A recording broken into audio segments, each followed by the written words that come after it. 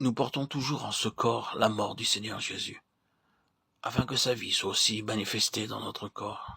2 Corinthiens 4,10. Encore et toujours la mort du Christ. Toutes les pensées de l'apôtre le ramènent au calvaire. Toute sa prédication en est imprégnée et y conduit. La mort et la résurrection sont toujours pour lui les bases nécessaires à tout développement religieux, à toute croissance spirituelle.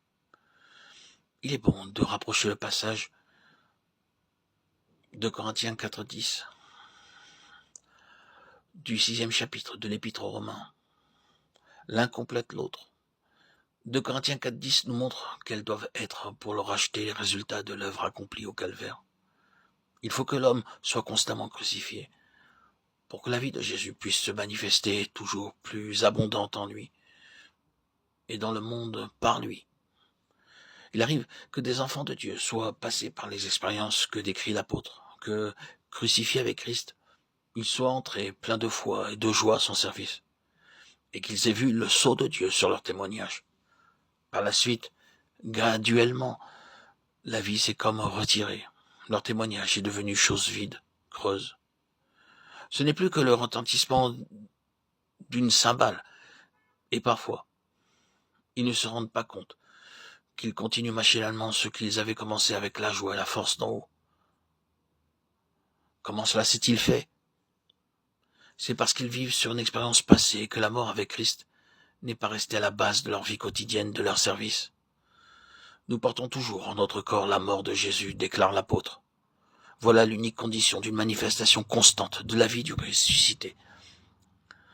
Le contexte montre qu'il doit y avoir une expérience permanente, que c'est à tout instant que nous devons porter la mort du Seigneur Jésus. Il nous explique aussi ce qu'elle est dans notre vie. Sur la croix, le Christ est accablé de toutes parts, mais pas au-delà de ce qu'il peut supporter. Il est dans l'angoisse parce que le Père a voilé sa face. Et dans sa douleur, il s'écrie « Mon Dieu, pourquoi m'as-tu abandonné ?» Mais il ne se livre pas au désespoir. Toutes les puissances du mal l'assaillent. Cependant, le Père ne l'a pas abandonné, le soutient jusqu'à la fin. Il meurt. Toutefois, il n'est pas détruit. Et Dieu le ressuscite. À son tour, et comme son maître, l'apôtre passe par les détresses et les angoisses. Il est pressé de toutes parts, persécuté, frappé. Mais le Seigneur lui a révélé sa croix. Et Paul voit en toutes ces afflictions des facteurs, des moyens employés pour le crucifier, pour qu'il porte en lui la mort de Christ. Et que la vie de Jésus puisse librement se manifester en son corps mortel. Il est amené à désespérer de lui-même, ce qui l'oblige à se réfugier uniquement en Dieu, et à puiser uniquement en lui les forces nécessaires. C'est ainsi qu'un Dieu tout sage agit avec ses enfants, pour les garder en sa dépendance, vaisseaux vides d'eux-mêmes, qu'il peut employer pour sa gloire.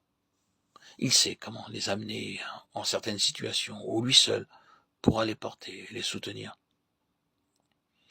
En des circonstances où, pressés de toutes parts, ils sont obligés de se réfugier en lui, où leur vie semble un réseau inextricable de difficultés et où lui seul guidera. Il les conduit parfois au sein de la tempête, mais il est encore là. Il permet parfois les persécutions, les coups. En apparence, tout se dresse contre ses enfants. Et cependant, la vie de Jésus se manifeste en eux par une puissance d'endurance surhumaine à la gloire de sa grâce.